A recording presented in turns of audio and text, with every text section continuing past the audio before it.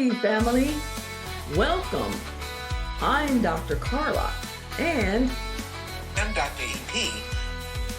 we are your co-hosts of the Unstoppable Solutions podcast. We are committed to sharing knowledge and strategies to empower you to be unstoppable. If you desire to lose weight, conquer emotional eating, as well as live a healthy lifestyle, Ruth Frechman, registered dietitian and weight loss expert, is here to help. Life with unstoppable solutions. Living your best life with unstoppable solutions. Living your best life. Welcome, Ruth. Dr. EP and I are so excited that you are here with us today. I can remember meeting you in 2017. I purchased and read your books. One of my favorite recipes is the smashed rosemary garlic potatoes. Everyone, you must try them. Dr. EP, they are so delicious. Again, Ruth, we welcome you. Welcome. Well, thank you so much for inviting me. It's a pleasure to be here. Let me formally introduce you. Okay. Ruth Frechman is a registered dietitian, owner of On the Way Weight Loss Clinic in Los Angeles, and an award-winning nutrition and weight loss expert. Ruth is a media dietitian as well as the author of The Food is My Friend Diet, the Easy Arthritis Diet Cookbook, and the Fresh Start Weight Loss 5-module online course. Ruth has appeared in Shape, People, Self, Glamour, and WellMD. Ruth, you have a very interesting business called On the Way. I love the play on the word way, WEIGH, as we weigh on the scale and as we are on our way to a healthy lifestyle. Before we get into your business, we want to know what inspired you to become a registered dietitian? Well, thank you for asking me that. It goes back a long time ago. I think I may have been born a dietitian, but Oh my gosh. yeah, because I've just always been interested in health and physical activity. But what really clinched the deal, I guess, was I remember in third grade, I remember my grandmother who came from Wales. I noticed that, she put a little milk in her tea, but she really didn't eat yogurt or milk or cheese really to any extent. And I noticed that she had osteoporosis. And I said, I don't want that. So I made it my goal to always drink a ton of milk throughout my childhood and teens, even adult years, just to prevent getting osteoporosis. So, I mean, how did I know at that age in third grade that I should be be proactive with my health and using food? You were very intuitive. I Yeah, must have been. also, Ruth, I'm going to ask you, that was very interesting that you said you felt you were born with it. It's just innate. So did that innate ability drive you forward after watching your grandmother and what she was going through? Just share that a little bit about that drive since you felt it was innate at such a young age. Yeah, at that age, I didn't even know there was such a thing as a dietitian, but I was always interested in health. In high school, I took an aptitude test. The number one was a mortician. And I go, "Are you crazy? No, I don't want to do that." And then after I got then I moved to California. I got my master's degree. Actually, I saw a brochure on being a dietitian. I go, "Oh, that looks good." So I got my master's. And then I was looking through an old box of papers that I had from Wisconsin, and I found the old aptitude test. Number one was mortician. Number two was dietitian. I go, Oh. whoa, who knew? I didn't know.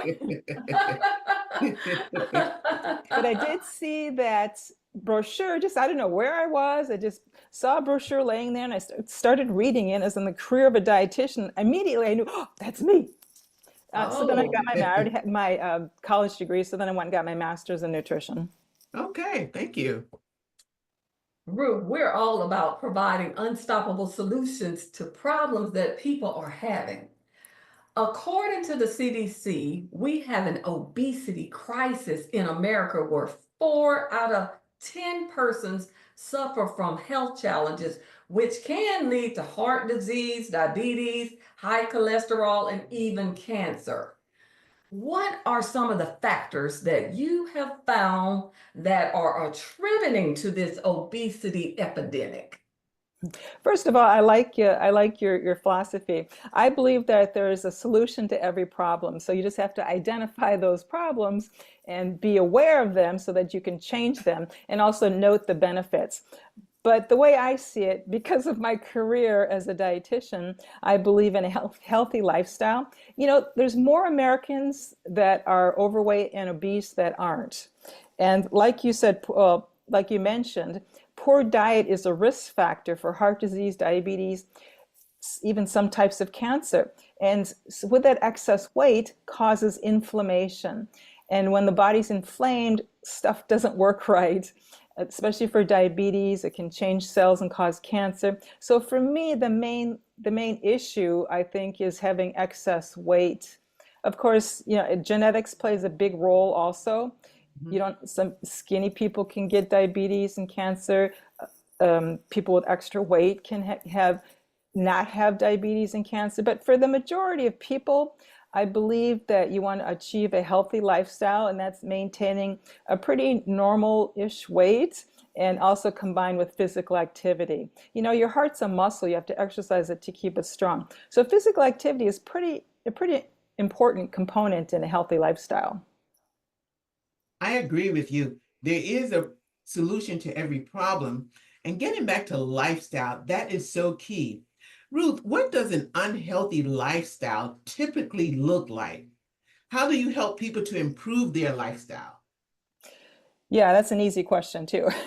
The new guidelines just came out from the FDA guidelines, and it's the dietary guidelines for Americans, and that's what I base my book on. The Food is My Friend diet, and these statistics they've pretty much been the same since I started 40 years ago, but they just came out with saying that fewer than half of Americans eat one piece of fruit every day, and only 10% meet the target of 2 to 3 cups of vegetables per day. To me, that's shocking. Hmm. And that's part of a healthy lifestyle, is to eat fruits and vegetables, which reduce your risk of heart disease and cancer. And most Americans, about 90%, eat too much sodium, 75% eat too much saturated fat, Yes. 63% eat too much added sugar. Those are the things you want to avoid, and most people are eating too much of it. But the bright side is that once you know how to eat healthy, it's not that hard. You just have to make the effort and you have to know what to do. That's true. Exactly, exactly. Now, I love the title of your book, The Food is My Friend Diet, which is a 30-day Slimmer You plan. The book is organized as a 30-day journal packed with research-based, user-friendly tools. Now, the ideal that food is our friend is an amazing concept. You have helped your clients lose thousands of pounds with your plan. You shared that 90% of your clients overeat because of emotions. Tell us your secret. How do you get results with emotional eating? Yeah, it's a tough one.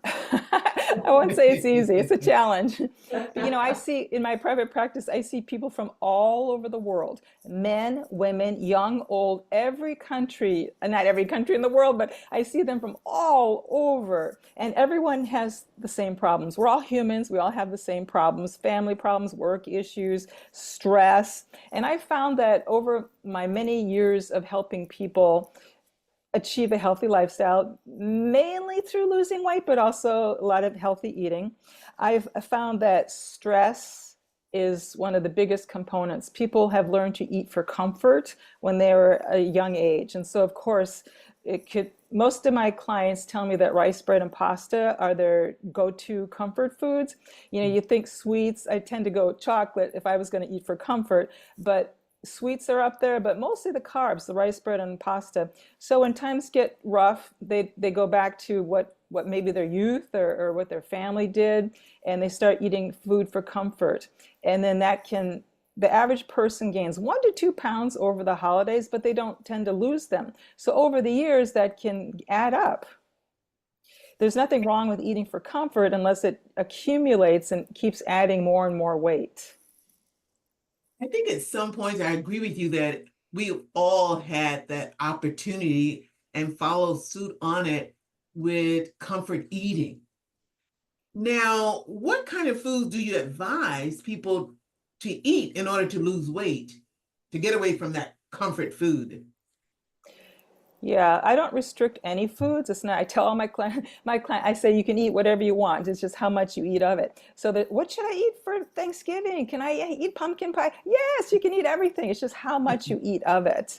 And actually, I go through 4 steps to losing weight and eating a healthy lifestyle. But you want to focus on the healthy foods first, and then, if there's room, then you can eat, whatever you want in moderation. So But we're you, talking about, I'm sorry, go ahead, Ruth. oh, you do want to start with eating a healthy diet. One time I had a client. She grew up and she was totally oblivious to how to eat healthy. The drink that the family, all the parents and the kids drank was Coke. That's all they drank. That was their liquid. And they focused on sweets, like sweet rolls for breakfast and candy for snacks. I mean, really, they did not eat fruits and vegetables. And once she started learning what to do, she felt wonderful. I can't believe how great I feel. I have so much energy. It was really life-changing for her just I to love make those changes. that. Must be very gratifying for you as well. Now, I wanted to also ask you, people eat and they buy. How do you help people understand, like you were just sharing a minute ago, the nutrients in food, as well as read food labels, which we don't, knowing what to buy and what to avoid? Mhm. You want to keep it simple. Stick with the whole foods. There's a big thing out there now with not eating ultra processed food. But Mhm. healthy eating really is quite simple. Imagine a plate and divide it into quarters. A quarter of your plate is protein. You need protein to protect the immune system and build muscle mass. Your choice, whatever you want. Meat, chicken, fish, pork, lamb, cheese, eggs, tofu, nuts, whatever you want. You can be That's a vegan, lot. vegetarian, whatever you want, but a quarter of your plate, protein.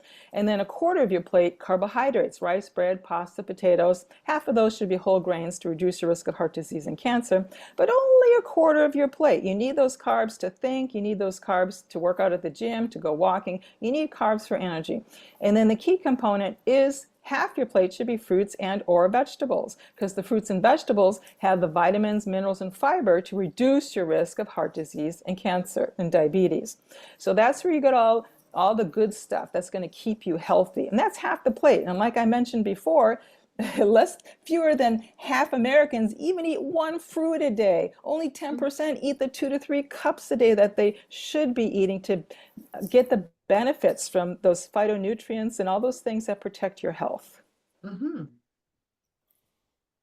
Well, you just answered my next question. So I'm just going to ask you another question. So how important is exercise? How can one get that in as well? Exercise is part of a healthy lifestyle. Eating healthy and exercise, that's a healthy lifestyle. So eating healthy, we just talked about, keep it simple, your protein, your carbs, and lots of fruits and vegetables. And then physical activity is very important. Like I already mentioned, your heart is a muscle, and you have to exercise it to keep it strong. The more muscle you have, the better, because that increases your metabolism. So you really want lots of muscles. And also, like if you're doing walking or tennis or whatever you want to do, free weights or bands, you're not only making your muscles strong, you're making your bones strong too. So that's really important to reduce the risk of osteoporosis, especially when you get older. So physical activity is huge, and it releases those endorphins and makes you feel great. Absolutely. I just had a question, and this is something I kind of want to know personally, and I know other people want to know. What are your fasting recommendations? How does that come into play? Fasting? Fasting, like intermittent fasting, or Hmm. is that something that you recommend, or how does that play Uh-huh. into this process? Fasting has been around for thousands of years. People have That's been right. practicing different types, 30 days, one day, whatever. Hmm. I'm not a big fan of fasting to lose weight. For me, what that I see with my clients, it backfires. They don't eat all day long, and then by dinner time, they're starving. And then once they do eat, they can't stop themselves. So I don't really find it effective for losing weight. And there you have it. Dr. EP and I thank you for being here today. Be sure to join us next week for part 2 of this episode. Registered dietitian Ruth Frechman will be here sharing her weight loss and healthy lifestyle plan. We will be sharing more unstoppable tips and strategies that will help you live your best life with unstoppable solutions.